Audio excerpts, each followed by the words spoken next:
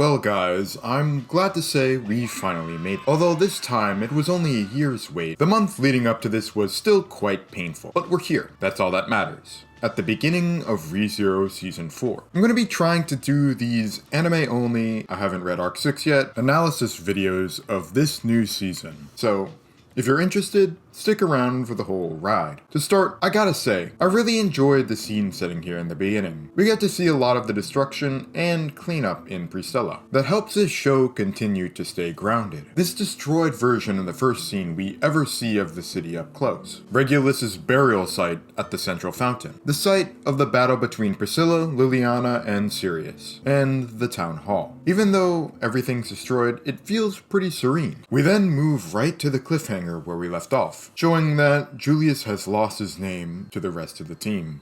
I find it pretty cool that we've been shown all of the cases for different gluttony victims. Krush having lost her memories, Julius having lost his name, and Rem having lost both. I feel like each of them explore a different facet of isolation. In this discussion, the mistranslation that I've heard remains in both the Crunchyroll sub and dub, which is very unfortunate. It makes a scene where Anastasia discusses the sage, Shala, very confusing, if you don't already know. I was like, what? We're told they're one of the great three heroes of Lagunica, the Sage. There's also another odd phrasing that they haven't used before with the Dragon Friend Kingdom Lagunica, which just does not sound right and hasn't even been used before. Even from the very first episode, there's a lot we could piece together from my prior analysis of the opening. These coins clearly represent the Sword Saint, you know, with the sword. The dragon, Lord, which I heard is also a mistranslation, and the Sage, which is the coin in the center. Something I'd like to say is that my analysis of the intro would probably be a bit different if they had released it like normal for episode 2.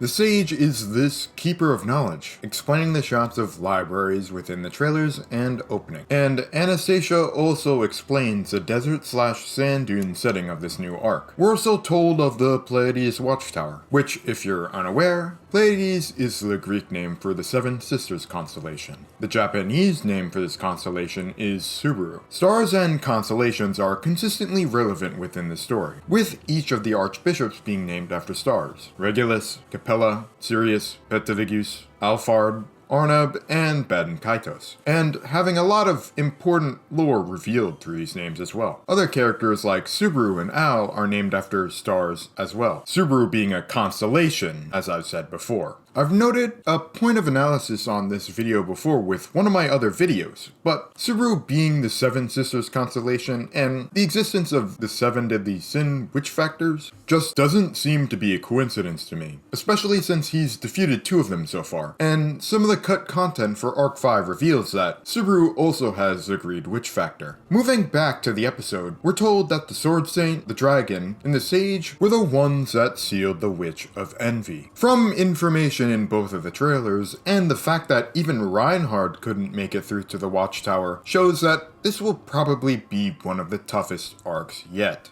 We're also shown how the only captured Archbishop Sirius is dealt with, and that the reason a lot of the cast are remaining in Pristella is to help rebuild the city. And in Otto's case is because his legs got skinned to the bone. Once again, a pretty nice touch to the ending of this arc.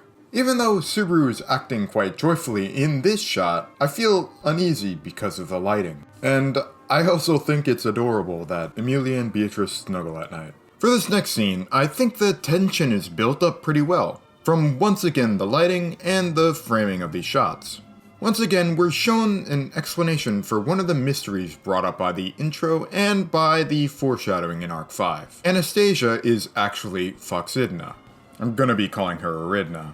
And she's some sort of white fox, one of the artificial spirits made by Echidna. As a side note, I like how the scene uses music from Arc 4. She claims that she can't swap back with Anastasia, revealing her intentions for going to see the Sage. Behind her, somewhat of a ruse of helping the victims of lust and gluttony. She is definitely honest with her intentions once Subaru figures her out. As they talk, the Sage's wisdom and knowledge seems to be more of a folktale than anything. Subaru also has his own reasons for especially wanting to contact the Sage to find an answer for gluttony's power. In my opinion, I don't think having reasons like this are selfish. I think it's multifaceted. And just because Subaru places a high importance of saving Rem in his mind, doesn't mean that it's his sole reason. We'll save them all, as Eridna says. The group then informs Roswell of their mission in the Argaria sand dunes. They then recruit Melee to their team to help handle the Maw Beast, of which we've actually seen a few in the trailers and the opening. I like all the stuffed animals shown in her room, contrasted with the gruesome words that she's saying. I'm not sure if all of these animals exist in the ReZero world. Combined with the fact that Subaru's quite a craftsman, makes it obvious that he's the one who made these. Bro even made a hamburger plushie too. I always love these interactions between Julius and Subaru. Their dynamic is always great, being forgotten and forgetting. Subaru's statement about ranking pain hits hard, and lines like this show just how much he's grown. Ram and Subaru's conversation is nice as well. Of course she ties in her usual teasing, but she actually shows genuine care for him. I love how her eye is slightly revealed through her hair here. Part 1 of the episode ends with Subaru's conversation with Rem, as for which they're always very sweet. And it got me to thinking how long it's actually been since Rem has been, awake.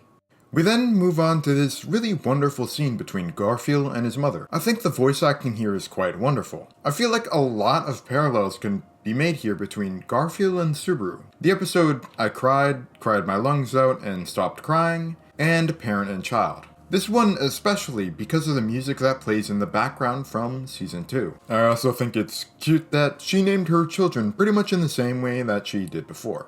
Overall, I think this was a pretty good episode to bring us back to the series. It tied off a few of the loose ends from Season 3, eased us into the new arc, answered some mysteries while providing a lot more. If I had to give a rating for the episode, it would have to be a 10 out of 10. Why? Because I am biased as fuck. But that's all I have to say on that. If you enjoyed this video, I recommend subscribing, liking, commenting, and hyping the video. It really helps us out. If you'd like, you should stick around for more. I'm going to try to do these episodes weekly. No guarantees though, because we're approaching finals and I think my grades are a teensy bit just more important than making YouTube videos. But I'll try my best. But everyone, just be happy now that ReZero is finally back.